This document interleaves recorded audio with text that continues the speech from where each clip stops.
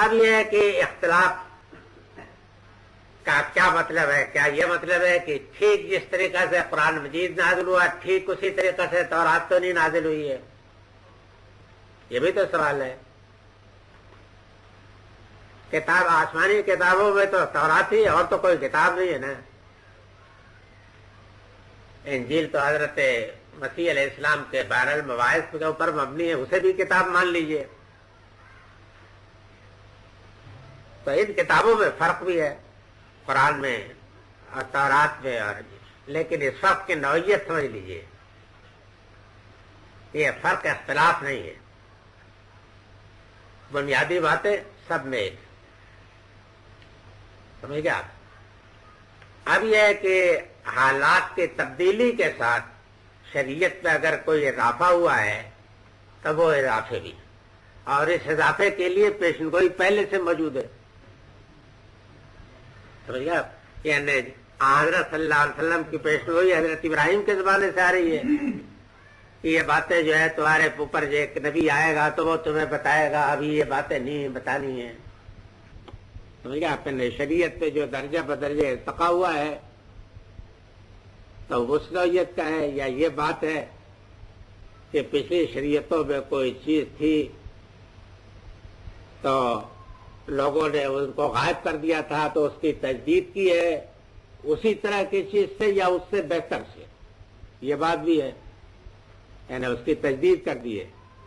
اور یہ بات بھی ہوئی ہے کہ مثلا کوئی حکم پہلے دیا گیا تھا، اس وقت کے حالات کے لحاظ سے وہ موضوع تھا، لیکن بعد میں اللہ تعالیٰ نے اس میں تبدیلی کر کے اس کی جگہ پر کوئی اور حکم دے دیا. تو یہ تضاد نہیں ہے، بلکہ ایک چیز کا تدریجی ارتقاء ہے، اس طریقے ہوا ہے. اس اختلاف کو تو ہر چیز میں ماننا پڑتا ہے.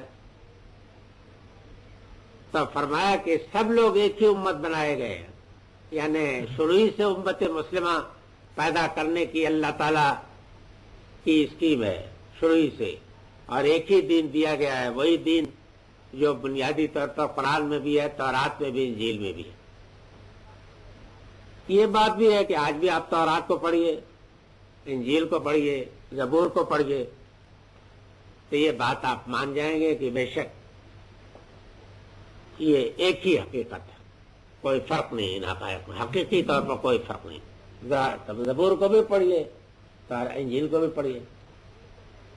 انجیل کو پڑھیے یا تورات کو پڑھیے تو آدمی حیران ہوتا ہے کہ ان کتابوں کے حامل شرک میں اور کفر میں اور ان ضلالتوں میں کیسے مبتلا ہو گئے، سمجھ میں نہیں آتی بات. اور جہاں تک کلیات کا تعلق ہے ان میں تو سرے منہ فرق نہیں، ذرہ برابر بھی فرق نہیں ہے. آج بھی کتنی تعریفیں ہونے کے باوجود بھی تعریف اگر ہوئی ہے تو خاص دائرے میں ہوئی ہے، اور وہ قصدن کی ہے انہوں نے. مثلا حضرت صلی اللہ علیہ وسلم سے متعلق جو پیشگوئیاں تورات میں ہیں ان کو علماء یہود نے بدلا، یا حضرت صلی اللہ علیہ وسلم کے متعلق انجیل میں جو پیشگوئیاں ہیں ان کو نصارہ نے بدلا. سمجھ گا؟ یعنی قرآن مجید جو یہ کہتا ہے کہ مبشرا برسول یاتی من بعد اسمہ احمد، کہ حضرت عیسیٰ نے تو بشارت دی تھی کہ میرے بعد جو نبی آنے والا اس کا نام کی تصریح کے ساتھ.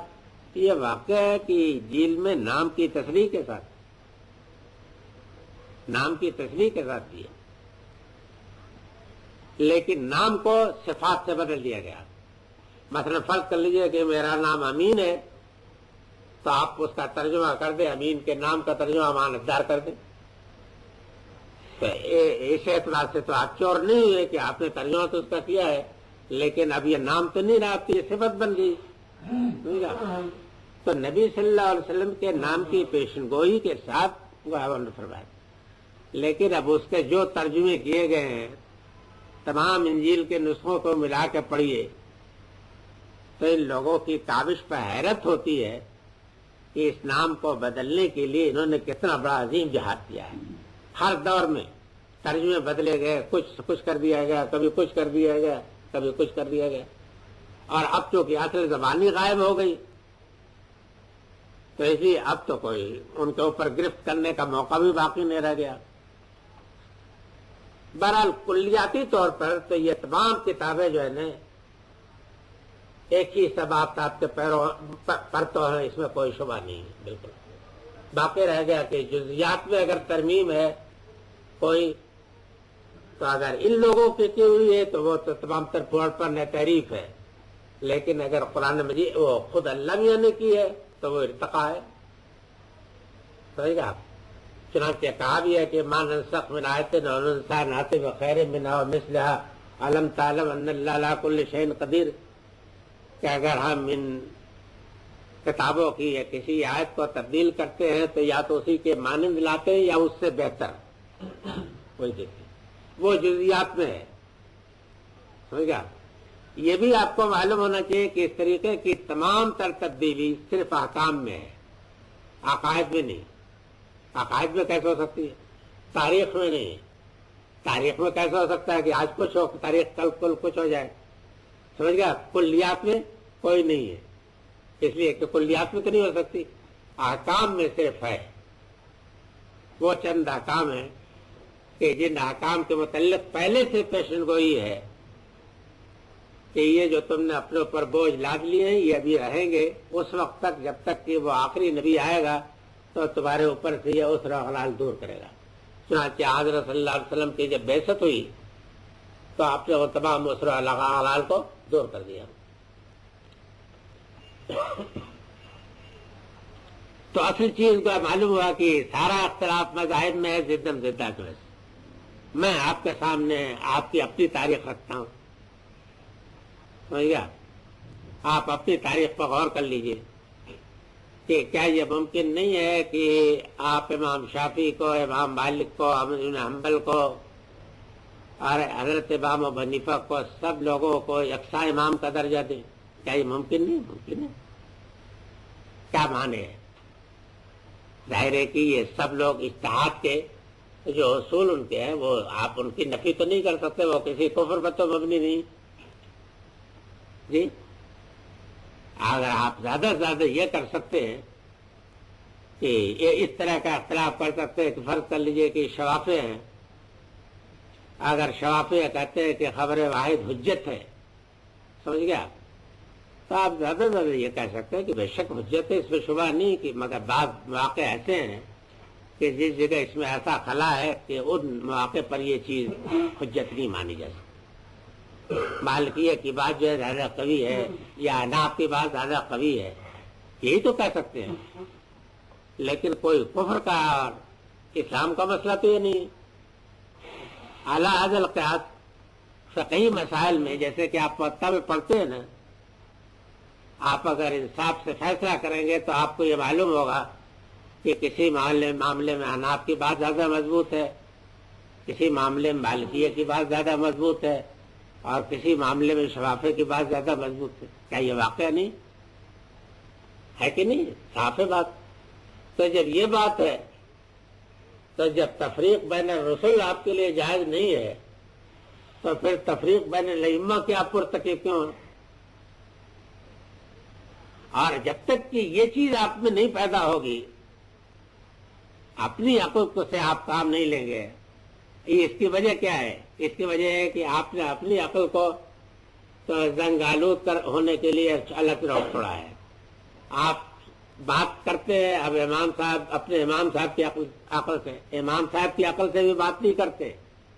آپ کو یہ معلوم ہونا چاہیے کہ امام صاحب میں سے ہر ایک نے یہ بات صاف صاف کہی کہ ہمارے کسی بات پر کوئی شخص فتویٰ اس وقت تک نہ دے جب تک یہ نہ جان لے کہ ہم نے کس دلیل پہ کہا.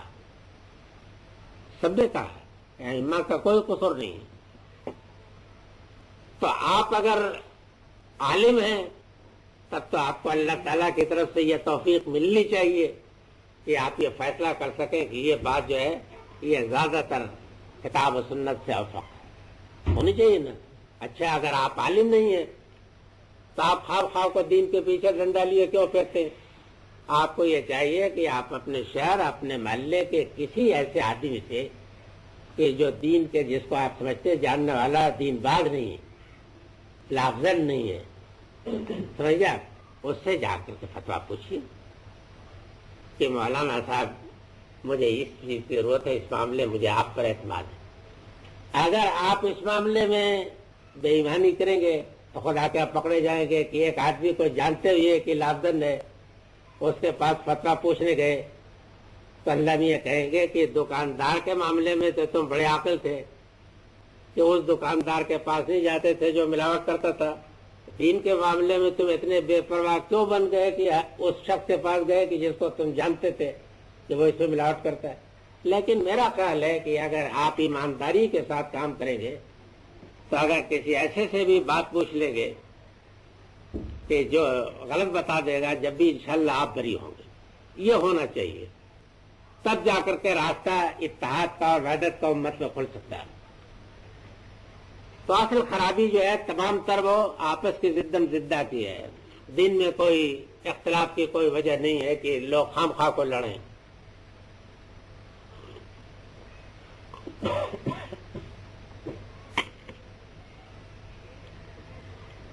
فی مختلفوں فی من الحق بیزنی واللہ یہدی من یشاء الی صراط مستقیم، یہ ٹکڑا بہت اہم ہے۔ اللہ تعالیٰ ہی ہدایت دیتا جس کو چاہتا سیدھے رکھتے۔ آپ اب کہہ سکتے ہیں کہ اللہ تعالیٰ ہی جب چاہتا ہے جس کو چاہتا ہے تو ہمیں کیوں نہیں دے دیتا؟ تو اس کی وجہ وہی ہے کہ اس نے ہر کام کی اس کی مشیت ایک سنت کے تحت ہے۔ یہ ہے نا قرآن مجید میں اس نے اپنی سنت بتا دی ہے کہ میں بندوں کے ساتھ کس اصول پر معاملہ کرتا ہوں، یہ بتا دیا ہے نا وضاحت کے ساتھ۔ وہ سنت یہ ہے کہ اللہ تعالیٰ نے آپ کے اندر جو فطری رہنمائی دی ہے اور عقل سلیم جو دی ہے وہ اس لیے دی ہے کہ تاکہ وہ امتحان کرے کہ آپ طالب حق کے بنتے ہیں یا جھوٹ کے بنتے ہیں، کیا کس چیز کے بنتے ہیں۔ اگر فی الواقع آپ حق کے طالب بنتے ہیں تو اللہ تعالیٰ آپ کو حق کی طرف رہنمائی کرتا ہے، اور اگر آپ جھوٹ کے رسیانہ جھوٹ کے خریدار ہیں تو پھر یہ کہ اللہ تعالیٰ آپ کو چھوڑ دیتا ہے، اس کام میں وہ کوئی تعاون نہیں کرتا، آپ کو چھوڑ دے گا کہ آپ جو چاہو کرو، اس لیے کہ یہ امتحان ہو رہا ہے۔ اللہ تعالیٰ کا یہ کام طریقہ نہیں ہے کہ آپ جو ہے چاہیں نہ چاہیں اپنے انتخاب سے کام لیں یا نہ لیں، اپنی عقل سے کام نہ لیں یا لیں، ہدایت آپ کے اندر ٹھوس دے، یہ اس کا طریقہ نہیں۔ آپ اگر ہدایت کے طالب بنو گے تو ہدایت پاؤ گے، اور اگر ضلالت کے آپ طالب بنیں گے تو اللہ تعالیٰ چھوڑ دے گا کہ جاؤ۔ یہ اصول آپ کو معلوم ہونا چاہیے، قرآن میں بھی بیان ہوا ہے، انجیل میں بھی بیان ہوا ہے، تورات میں بھی بیان ہوا ہے، اور تمام انبیاء نے بیان کیا، اور یہی ہمارا آپ کا اصلی امتحان ہے اس دنیا میں کہ آپ طالب کس چیز کے بنتے ہیں۔ تو یدی من یشاء الی صراط مستقیم کا یہ مطلب نہیں ہے کہ اللہ کی مشیت بالکل ہی بکٹو ٹنڈم ہے، سمجھ گئے آپ کے جس کو چاہے وہ ہدایت بخش دے، جس کو چاہے ضلالت میں ڈال دے، یہ نہیں۔